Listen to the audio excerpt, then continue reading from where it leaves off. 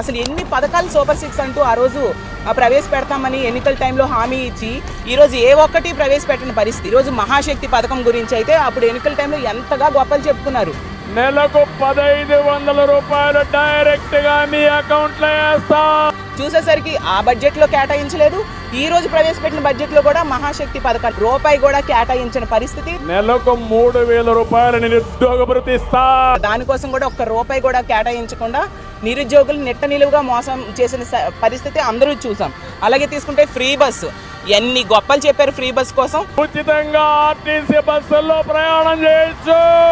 దాని ఊసే ఈ బడ్జెట్ లో పెట్టని పరిస్థితి. తల్లికి వందనం అలాగే రైతు భరోసా ఈ రెండు పథకాలకైతే అరకొర నిధులు కేటాయించారు. అసలు తల్లికి వందనం కావాల్సింది 12,000 కోట్లు పైగా కావాలి, కానీ కేవలం వాళ్ళు ఇచ్చింది 9,400 కోట్లు. అసలు గత ఏడాదేమో 5,387 కోట్లు కేటాయించారు మొన్న బడ్జెట్. అసలు ఆ నిధులు ఏమైపోయాయి? ఎవరికి ఇవ్వలేదు కదా తల్లికి వందనం.